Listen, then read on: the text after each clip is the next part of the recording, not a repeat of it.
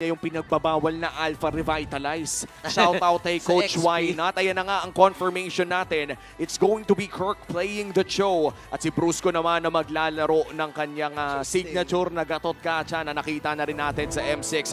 Pasok na tayo sa Land of Dawn for the final game of Day 2, Week number 1. Kung sino mang manalo dito will take the series and it's the rematch of the Grand Finals. Kung kailangan nyo ng additional crowd control, minsan Parsa kung gusto nyo ng additional burst damage. But this time around, it's gonna be the first turtle of the game. Onyx Philippines ang hahawak nito. Pero nandyan din naman si Devon Kite at Rene J para mag-provide ng vision. Hindi pa level 4 si Yue, pero maya-maya lamang kung tatagal ang laban na ito ay aabot pa rin siya. Ay, nakipag 1v1 si Kera. Ito na, inaabangan na 1v1! Ladies and gentlemen, nakabawi si Kera dun sa 1v1. Pero hindi pa sila tapos dito kasi may pagong pang paglalabanan. Brusco yung may babaw ng ari pero wala pa siyang ultimate din. Nagamit niya yung kanyang revitalize. Spear of Alpha as well ay napindot din. Pero there's yung namamala kay Super Prince. Malaya bang makukuha ni Kingkong itong pagong na to? Yes, sir. And ang Team Aurora ay kailangan maghabol. Wait lang, maghahabol ata sila. Oo, dalawang pagkapanalong nakuha ng Onyx Philippines pero mukhang gusto na nga talaga nilang makahanap ng trade. Si Kirk may makakaiwas pa rin naman. So that's a solo kill in the gold lane plus a turtle doon sa may bandang itaas. Solo kill against Doming Kite. Hindi talaga nag-hesitate yung mga Farsa users sa pagkakasana ka ng Feathered Airstrike. Oh, napalayo na nga kagad doon si Yue. Hinahabol pa rin. Pero doon sa may baba, may nagaganap pa rin. Glorious Pathway nagamit. Kailan makakatakas pa. Kailangan niya makadash pero hindi sila nakadash doon. At nakuha ng dalawa. Instantly ang Aurora. May laban doon sa taas, may laban sa baba. Kulang na lang talaga. Dalawa ng monitor yung tinitignan mo. Wow! Sa isipan pa ni Super Prince. Yumuro step pa si Super Prince doon. Grabe naman yun. Wow! May iba na dito, men. May nararamdaman. Parang showtime na para sa dalawang kupunan.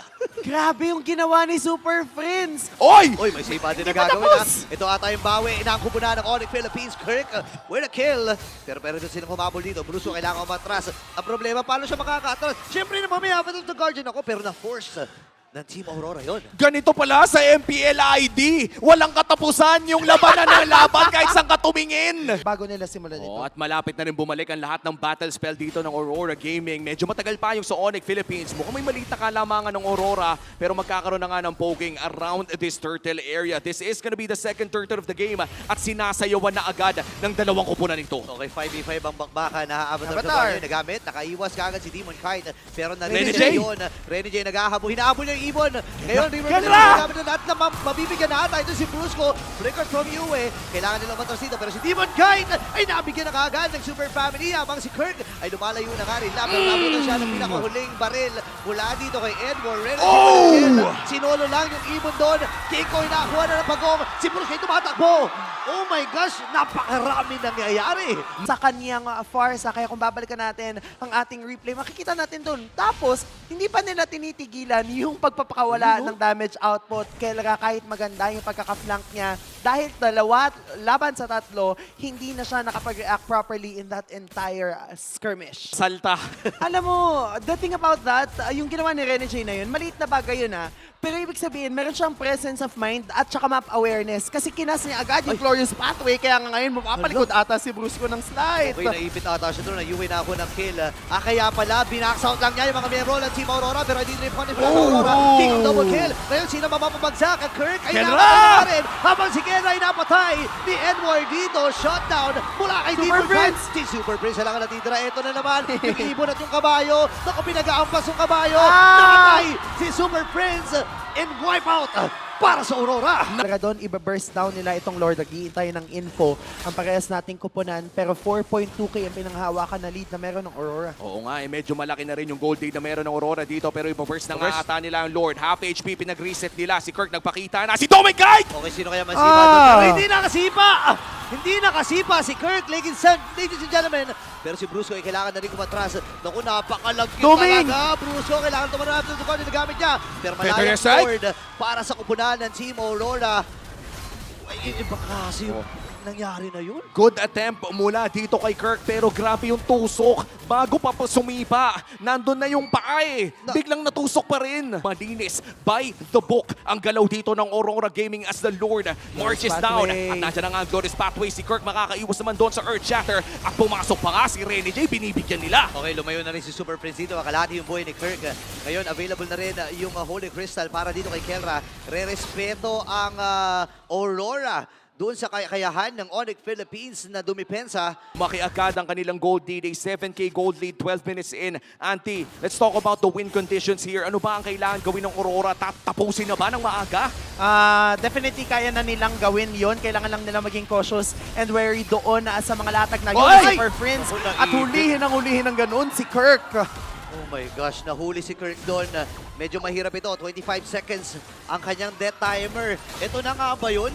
Oo, Avatar. AOG. O yan na, kumasa na! Okay, nabitawan niya doon pero hindi makaka-follow up. Hindi. Nandun sa may Wow! hindi makalapit si Super Prince. Kasi nagamit yung River. Kendra! Kendra! Sayawan na sa mga miyembro dito ng Team Aurora. Nagamit na rin yung Winter Crown. Pero Kendra magtatagumpay. Dalawa Bam! What's the feather there strike from the Monster Ooh! Mage? 4-man down. Nakabawi ang Super Fam. At kung kailan akala natin knockout punch na ng Aurora Gaming, here comes the counter punch from the World Champions! Gaming, walang inhibitor turret sa taas at sa baba. Panoorin natin ang replay na to. Ang ganda ng pagkakalatag dito ni Yue ng kanyang real world manipulation. It just so happens na nag-cooldown na for the second time yung feathered airstrike. Napapagsak ng kupunan ng Aurora si Kelra, but it doesn't matter because King Kong and Super Friends are alive. So this has to be fast. If may mahanap ang Onyx, kailangan ginagad! Nahalap agad si Kirk! Magiging 4v5 ang laban. Delikado at ang posisyon ng Super Family dito. Alam ng Aurora yung kanilang advantage. Kalahati yung buhay ni Edward. Pero ano magiging next sa laban? Sino kanya kakantukan? Brusco kailangan na rin lumayo. At ibibigay Lord! na nga ba ng Onyx Philippines yung Lord na yon. Takedown ba ang habol nila? Hindi. Nilaban nila under the base. Bibigay ng talo sa World Champions. Sa push na gagawin nila sa mid lane, sino ang mauuna? Grabe, sabay-sabay yung mga minions dito ah. Ang Onyx Philippines naka-ready na talaga nagamit yung Glorified Hammer of the Guardian. Mula sa likuran, Brusco dito habang yung River Maneuvers nagamit ang aring kagad. Oh, dito no. ni Yue habang Ay! nakadalawa Double! na. Magiging double! Magiging apat pa nga ba? Kiko nakabawi din. Pero marami mga minions sa Team Aurora at ang ganti ng mga naapi. Team Aurora takes the win! Rinig na rinig ang enerhiya sa loob ng MPL Arena. Aurora Gaming takes the win against the World Champions. Siguro kung may interview MVP si Demon Kite na yon, pero ang totoong MVP ng laro, it's Totoo naman. Rene J Totoo. with his kabayo. Grabe. Ang kunat ng kabayo ni Rene J. Nakikita natin na all throughout the match, hindi niya tinatantanan si Super Friends. Ayaw, And kagaya na nabanggit natin kanina, di ba kanina pinag-usapan natin kung sino yung pipigil dun sa feathered airstrike. Ang worry natin is if si Demon Kite yung gagawa nun, no turning back.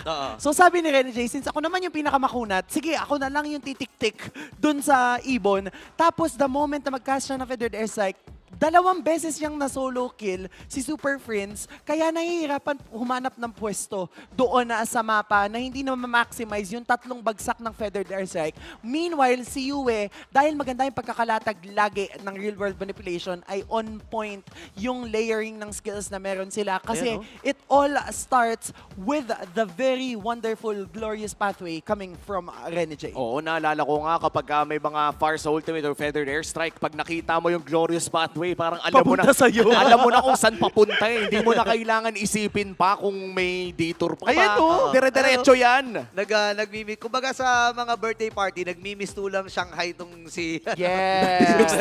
Tina-target lang talaga eh. And ang hirap kaya tumakas dyan. Nakita ko kanina, after nung Wings by Wings, pinuntahan kagad siya ni Rene Rene J. J. Hindi lang siya naabutan doon, pero kung naabutan, matik yun. Grabe, nakakatakot katapat siguro yung mga... Bakit? Hindi, tas kasi, di ba Wings by Wings, tapos kapag tinuhog ka ni Rene J, magiging tao ka Wala ulit. na eh, oo. Tapos, wala kang flicker. So kapag tinuhog ka ng kabayo na may slow sa Ring of Destruction, Tapos na. patay ka na agad, day. Tapos minsan may concussive blast pa, kaya Yes. naman nakakadagdag ng sakit. Underrated para sa akin yung damage ng concussive blast Yeah. kasi nagsiscale din yon sa HP na meron ng isang concussive blast user. Eh alam naman natin kung gaano kakunat ang isang high loss come late game.